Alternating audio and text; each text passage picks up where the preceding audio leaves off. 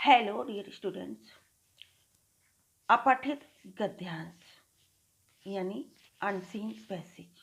अपठित it means जिसे हमने पढ़ा नहीं है, अनसीन मतलब जिसे हमने देखा नहीं है। एक ऐसा प्रश्न जिसे हमारे टीचर ने हमें पढ़ाया नहीं है। ऐसा ही कुछ प्रश्न आता है आपकी परीक्षा में जिसे आपको पढ़ने के बाद उसे हल करना होता है। हमें लगता है कि पैराग्राफ दिया हुआ है, हमें रीड करना है और उसमें से प्रश्नों को छांट कर लिखना है। बहुत इजी है, पर ये इतना इजी नहीं होता है, क्योंकि कोई ऐसी चीज़ जो हमने पहले से तैयार नहीं की है, डेफिनेटली उसको करना थोड़ा सा मुश्किल है। लेकिन यदि आप प्रैक्टिस करते हैं, कोई भी परीक्षा बिना तैयारी के, बिना प्रैक्टिस के नहीं हो सकती। यदि आपको अच्छे मार्क्स चाहिए तो आपको प्रैक्टिस तो करनी ही होगी। और इस तरह के वीडियो देने का मेरा मेन उद्देश्य यही है कि आपकी तैयारी अच्छी हो। ठीक, तो आज फिर से मैं आपको एक अपठित गद्यांश कराऊंगी। Reading and explanation, then after प्रश्नों के उत्तर। तेते पांव पसारिए जैती लांबी शॉल वाली कहावत बड़ी सार्थक है। यानी कि हमारी चादर जितनी बड़ी हो, हमें उतने ही पैर फैलाने चाहिए। मतलब हमारी जितनी इनकम है, हमें उतना ही खर्च करना चाहिए। ठीक है, ये एक लोकोक्ति है और अक्सर हम इसे बोलते हैं।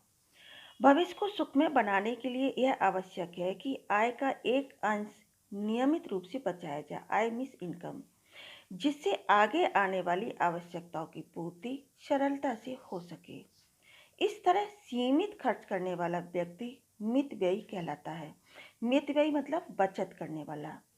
अनावश्यक व्यय करके जो व्यक्ति धन का दुरुपयोग करता है वह फिजूल खर्च माना जाता है। वास्तव में मितव्ययता ही बचत और संचय की कुंजी है। संचय मतलब संचय करना, किसी चीज को एकत्रित करना। ठीक है, मनुष्य के जीवन में जो आदतें बचपन में पड़ जाती हैं, वे किसी न किसी रूप में जीवन भर बनी रहती हैं। इसलिए बचपन में ही मितव्ययता और बचत की आदतों का विकास आवश्यक है। कुछ बालक जेब खर्च के लिए मिले धन से भी बचत करते हैं। पैसा बचाकर अपनी अपनी गुल्लक जल्दी जल्दी भरने की उनमें होड़ लगी रहती है। कहा भी गया है कि एक एक बूंद से सागर भरता है और एक एक पैसा एकत्र करने से धन संचय होता है, यानी धन की बचत होती है। ठीक, देश के आर्थिक, सामाजिक और औद्योगिक विकास के लिए शासन को धन चाहिए। आर्थिक मतलब इकोनॉमिक, सामाजिक मतलब सोशल और औद्योगिक मतलब इंडस्ट्रियल। ठीक है, धन प्राप्त करने के साधनों में जनता पर लगाए गए कर, सरकारी उद्योगों का उत्पादन, निर्यात आदि मुख्य हैं।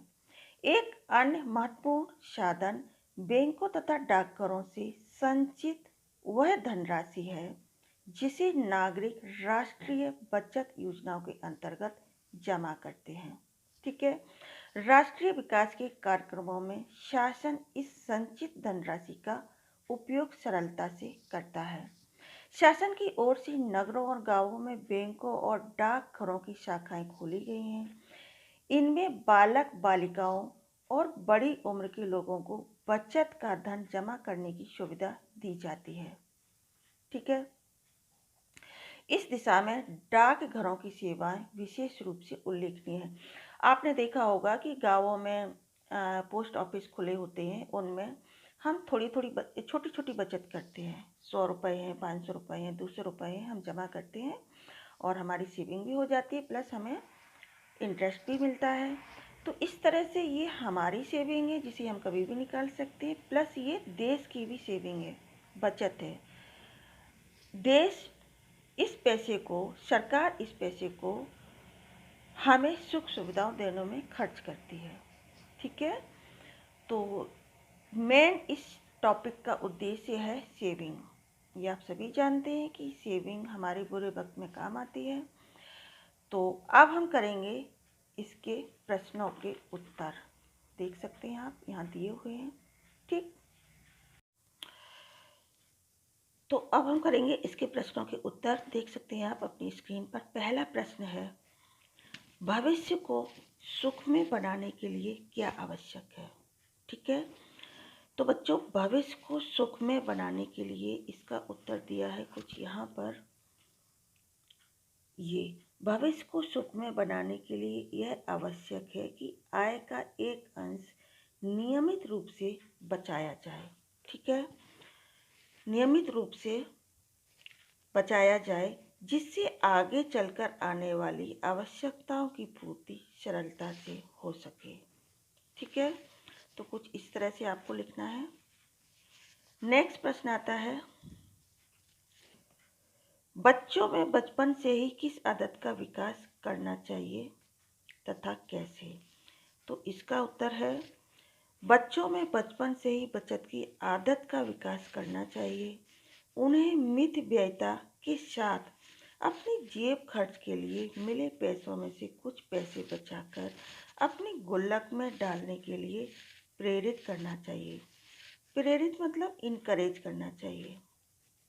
ठीक है, इसका प्रश्न आपको मिलेगा